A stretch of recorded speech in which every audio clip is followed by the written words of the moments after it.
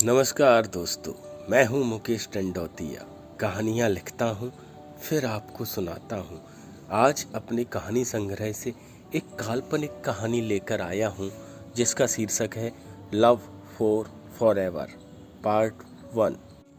अनायास ही उस लड़की पर मेरी नज़र ठहर गई।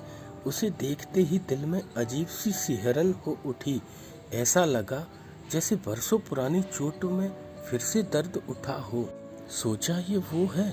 नहीं नहीं, ये वो कैसे हो सकती है?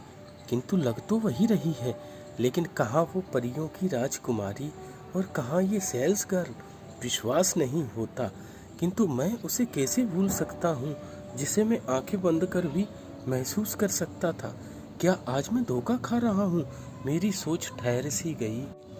रोहन 5 साल बाद शहर आया है और वह अपने दोस्त मनीष के साथ मल्टीप्लेक्स से फिल्म देखकर निकल रहा है तो सामने एक कंपनी के शोरूम पर वाइट शर्ट ब्लैक पैंट में एक लड़की जो अपने शोरूम में निकल रहे कुछ ग्राहकों का हाथ जोड़कर अभिवादन कर रही है।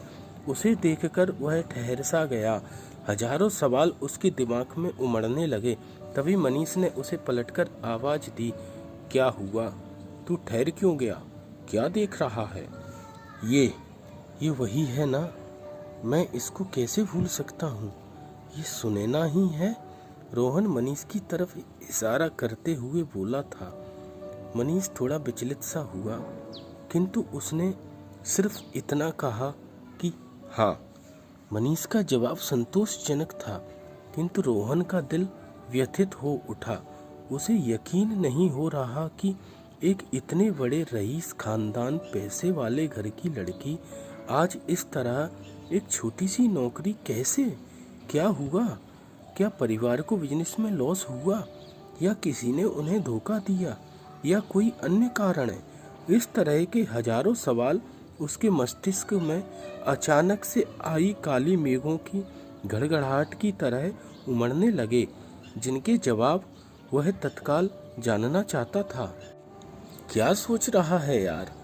चल अब घर चलते हैं, मनीष रोहन का हाथ पकड़कर खींचते हुए बोला। परंतु मनीष यार, सुनैना यहाँ नौकरी करती है, कैसे? क्यों? रोहन मनीष से सवाल करता है तो वह भी उसे तत्काल जवाब देता है, हाँ वो यही नौकरी करती है और यही उसकी किस्मत है। ये परिस्थितियाँ उसने अपने लिए स्वयं चुनी हैं, वह इसके लिए स्वयं जिम्मेदार है। किंतु यार कैसे? इस स्थिति में वो कैसे पहुंची? रोहन मनीष से फिर सवाल करता है। अब घर चल, घर पर सब बताऊंगा, कहते हुए मनीष रोहन का हाथ पकड़कर आगे बढ़ गया और दोनों अपनी कार में बैठकर घर की तरफ निकल दिए। अब रोहन हजारों सवाल अपने दिल और दिमाग में लिए हुए खामोश बैठा हुआ 5 साल पुरानी यादों के समंदर में गोते खाते हुए डूबता जा रहा है। कॉलेज में एक लड़की को पहली बार देखा, जिसकी चंचलता और बात करने का सलीका उसकी सुंदरता में 4 चांद लगा देता है। जिस प्रकार से पूर्णिमा का चांद आसमान में सितारों की झिलमिलाहट को अपनी रोशनी से ढक लेता है, उसी तरह से कॉलेज की सारी लड़कियां उसके सामने फीकी नजर आती हैं। हर किसी से बात न कर अपने आप को एक सल्तनत की राजकुमारी की तरह पेश करना उसकी अक्कड़ता और घमंड को प्रदर्शित करता है। उसके पिता शहर के बहुत बड़े बिजनेसमैन हैं। उनकी शहर के चुनिंदा लोगों में गिनती होती है। वह बड़े खानदान की बेटी है। जिस चीज़ पर हाथ रखती है उसके पिता उसे उपलब्ध करवा देते हैं। दूसरी तरफ रोहन जैसे मिडिल क्लास, जिसे उसके पिता ने बमुश्किल कॉलेज में दाखिला दिलाया, अपनी हैसियत से बढ़कर अवसर उपलब्ध कराए साधारण लड़का रोहन ने जब सुनैना को देखा तो वह अपने आप को उसकी तरफ आकर्षित होने से नहीं रोक पाया। जिस प्रकार चुम्बक अपने चुम्बकत्व से लोहे के कणों को अपनी ओर खींचती है, वैसे ही रोहन भी सुनैना की तरफ खिंचा चला गया। वह सुनैना के करीब जाकर कहता है कि हाय, मैं रोहन, मैं आपसे दोस्ती करना चाहता हूँ।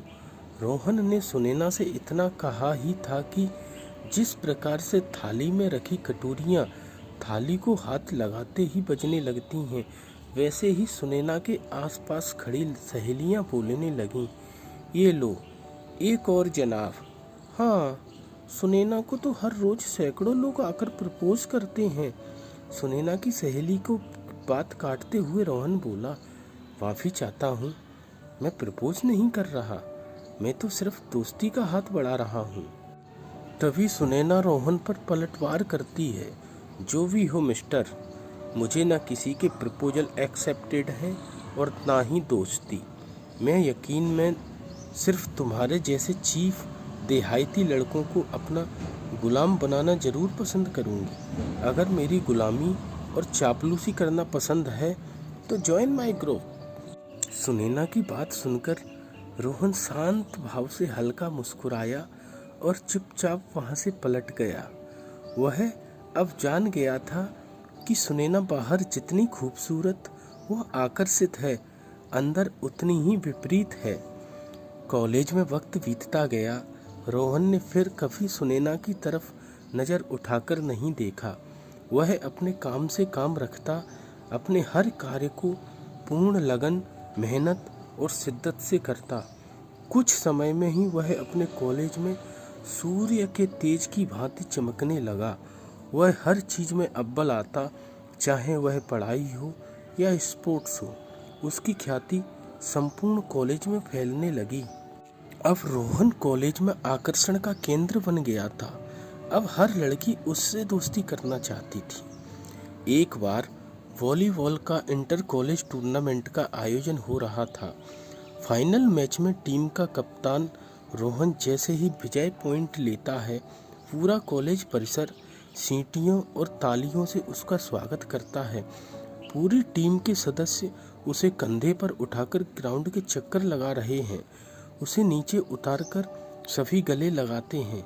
तभी सुनैना वहां अचानक से आती है और रोहन का हाथ पकड़कर एक तरफ ले जाती है और उससे कहती है, Rohan, I am sorry, I am very very sorry. मैं उस दिन के लिए तुमसे माफ़ी चाहती हूँ। मैंने तुम्हारे साथ गलत व्यवहार किया, मुझे ऐसा नहीं करना चाहिए था। I am sorry, please please please मुझे माफ़ कर दो। It's okay. ओके सुनैना, मैं तो कब का भूल चुका हूँ उस दिन को। मेरे दिल में तुम्हारे लिए कोई द्वेष नहीं है। निश्चल मन वाला रोहन सुनैना की तरफ मुस्कुराते हुए चेहरे से देखता है। सुनैना रोहन की तरफ दोस्ती का हाथ बढ़ाती है तो रोहन तत्काल एक्सेप्ट कर लेता है। साथ आज से ही रोहन ने सुनैना को और सुनैना ने रोहन को अपना अच्छा मित्र बना लिया। वक्त गुजरता गया, दोनों की दोस्ती भी गहराती गई। वह साथ साथ पढ़ते, स्पोर्ट्स खेलते, मूवी देखना, रोहन और सुनैना के साथ ज़्यादा से ज़्यादा वक्त एक दूसरे के साथ बिताने की कोशिश करते। रोहन के लिए मानो तो खुशी का ठिकाना न रहा था। उसे सुनैना के साथ बिताया हुआ हर पल, हर लम्हा जैसे इस जहां का वह खूबसूरत पल है जिससे अच्छा कुछ नहीं, वहीं सुनैना के साथ बिताया हुआ पल है। रोहन सुनैना से मन ही मन प्यार करने लगा। उसके लिए सुनैना ही उसकी ज़िंदगी, उसका मकसद, उसका सब कुछ बनती जा रही थी। दिल में छिपी किसी के प्रति चाहत एक अजीब सा एहसास दिलाती है। एक ऐसा मीठा दर्द दिल में उठता है जिसे वह हमेशा अपने दिल में संजोए रहना चाहता है। ये दर्द उसके दिल में गुदगुदी कर चेहरे को मुस्कुराहट से भर देता है। प्रेम के इस दर्द की गिरफ्त में वह हमेशा बना रहना चाहता है। किसी भी इंसान के जीवन में प्रेम रूपी बरसात होती है तो वह ठीक उसी प्रकार होती है जिस प्रकार से ज्येष्ठ माह की गर्मी में तपते रेत के कणों पर अचानक से आई बरसात की बूंदें सुकून देती हैं। उसने सुनैना के लिए प्यार को दिल में दबाकर रखा और इंतजार था उसे उस वक्त का जब वह सुनैना से अपने प्यार का इजहार करे। नमस्कार दोस्तों, जल्द मिलूँगा लव फॉर फॉरएवर पार्ट 2 के साथ। जब तक आप इस मेरे चैनल को सब्सक्राइब करें, अगर आपको कहानी अच्छी लगे तो लाइक करें। धन्यवाद।